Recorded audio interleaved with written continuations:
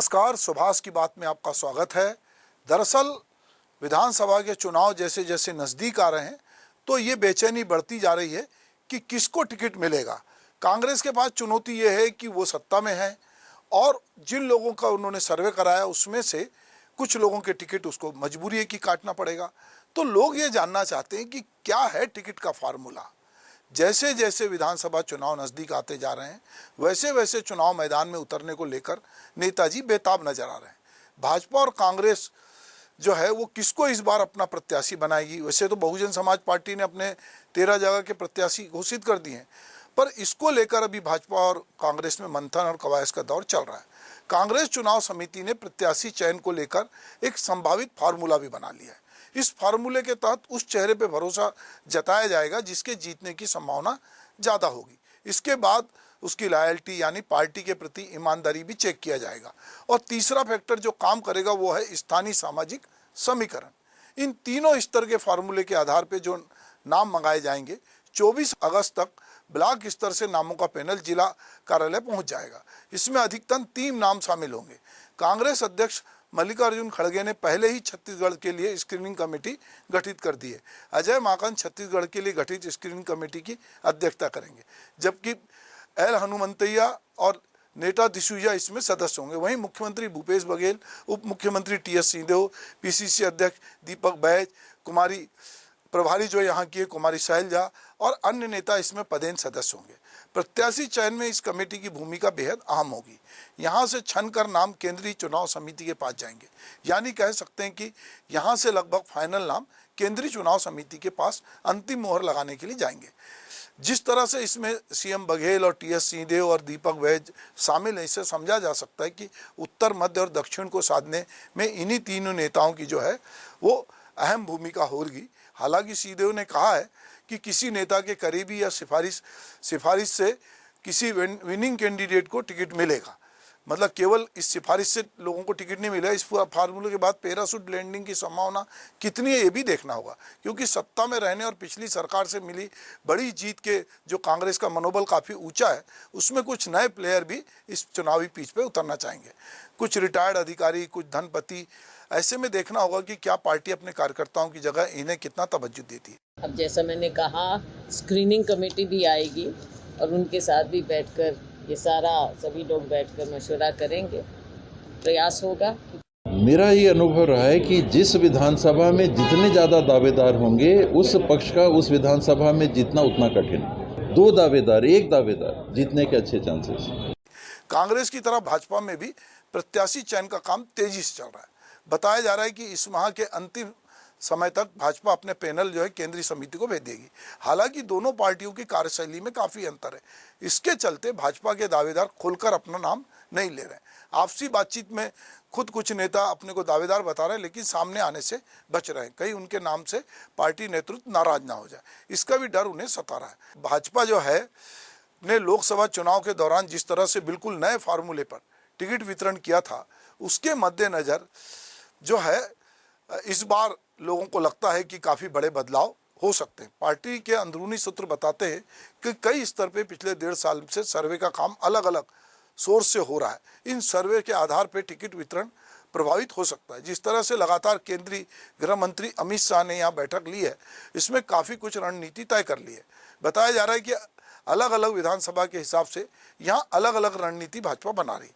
पिछले 3 चुनाव में एक बार भी जो सीट भाजपा के पास रही है उसमें खास तौर पे फोकस किया जाएगा और उस सीट को निकालने का मादा रखने वाले को ही टिकट दिया जाएगा। पार्टी आदिवासी बहुल क्षेत्र में पिछली बार बुरी तरह से पीटी थी, इस बार वो खास फोकस इस पर रखेगी। साथ ही सतनामी बाहुल सीटों पर भी मध्य छत्तीसगढ़ के मैदानी इलाके हैं जहाँ उन पर भी अलग रणनीति के साथ उतरने की तैयारी भाजपा कर रही है। ओम माथुर, बीएल संतोष, जामवाल जैसे नेता यहाँ पर लगातार रणनीति बना रहे हैं और पार्टी की अंदरूनी बैठक करके वो बता रहे हैं। बताया जा रहा है कि इस बार भाजपा ने जिला अध्यक्षों को साफ कह दिया है कि अगर वे खुद को प्रत्याशी के तौर पर देख रहे थे तो पहले वे इस्तीफा दें, फिर उनके नाम पर पार्टी विचार करेगी और सक्षम पाए जाने पर टिकट दिया जाएगा।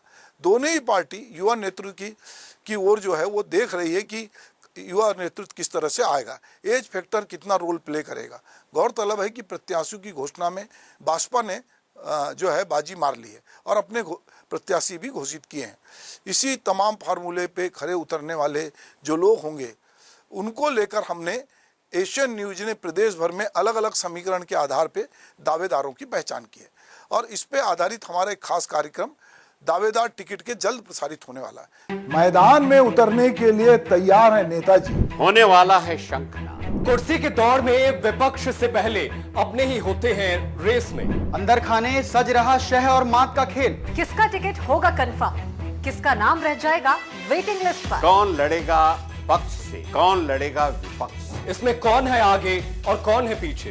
किसका लगेज हो चुका है तैयार, कौन रह जाएगा प्लेटफॉर्म पर। किसको मिलेगा तत्काल कोटा और कौन होगा चुनावी एक्सप्रेस में सवार। एशियन न्यूज की एक्सपर्ट टीम हर विधानसभा में उन नामों को आपके सामने रखेगा जो टिकट की पेश कर रहे हैं दावेदारी। कौन बनेगा आपकी आवाज, कौन उठाएंगे जनता से जुड़े मुद्दे, ये सब कुछ जानने के लिए देखते रहिए एशियन न्यूज का हमारा ये खास कार्यक्रम दावेदार टिकट के। दावेदार टिकट के। दावेदार टिकट के। दावेदार टिकट के हर रोज शाम 4 बजे।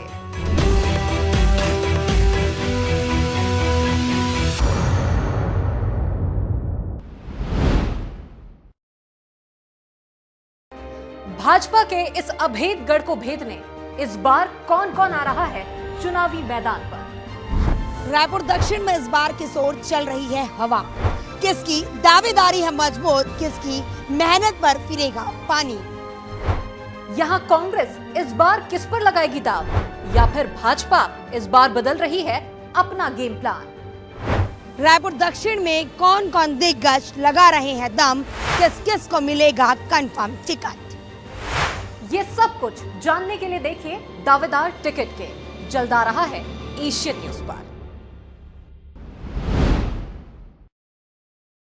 इसमें हम सामाजिक, राजनीतिक और अन्य पहलुओं को ध्यान में रखकर उन दावेदारों की पहचान करेंगे जिनको टिकट मिल सके। हालांकि चुनाव के मौसम में लगातार समीकरण बनते बिगड़ते रहते हैं, अंतिम समय में कुछ भी कहना मुश्किल है। छत्तीसगढ़ की राजनीति में जो ये एक प्रकार से एक अनिश्चय का वातावरण गहराया हुआ है, वो भी कहीं ये समझ में आता है कि उससे भी बहुत जल्दी हो जाएगी कि हम ये कहें कि इसको टिकट मिलेगा या उसको मिलेगा।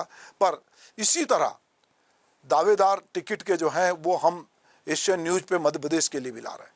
तो जो कहीं पर भी जिनको लगता है कि उनकी दावेदारी है या हमारे पास जो हमारे सर्वे से या हमारे जो संवाददाता हैं या हमारे रिपोर्टर हैं उनसे या पब्लिक से जो हमको जानकारी मिल रही है और अंदर खाने से जो खबरें मिल रही है, उसमें हम उन कैंडिडेट के नाम को लेकर इस कार्यक्रम में बातचीत करेंगे जो टिकट के दावेदार हैं, जो बहुत नज़दीक हैं टिकट के। वो हो सकता है वो 5 नाम में हो, 3 नाम में हो, वो कुछ स्वतंत्र कैंडिडेट हो सकते हैं जो इंडिपेंडेंट लड़ते हैं, कुछ आप पार्टी के हो सकते हैं, कुछ बहुजन समाज पार्टी के हो सकते हैं, अलग अलग जो यहाँ पर अभी आदिवासी समुदाय ने जो एक नई पार्टी बनाई है वो है, या हम कहें कि अरविंद नेताम की पार्टी से कुछ लोग हो सकते हैं जिनके भीतर ऐसा लगता है कि एक नेतृत्व क्षमता है और जो चुनाव लड़ने के इच्छुक हैं और कहीं ना कहीं इस रेस में शामिल हैं। ऐसे लोगों की हम पहचान कर रहे हैं और उन पर हम रोज़ जो है एक प्रोग्राम करने जा रहे हैं जो कि दावेदार टिकट के हैं और जिसको लेकर हमारी तैयारी बहुत ज़ोरों से है और हम सारे सोर्स से जानकारी इकट्ठी कर रहे हैं ताकि हम अपने दर्शकों तक ये पहुंचा सके कि इस बार के चुनाव में कौन दावेदार हैं, कौन जीत सकता है, पार्टी किस पे दाव लगाएगी, पार्टी नहीं लगाएगी तो उसमें अगर पार्टी नहीं लगाती तो उस पार्टी के लिए कौन विभीषण साबित होगा, कौन वहाँ पर कैंडिडेट को हरा सकता है, क्या जाति समीकरण है,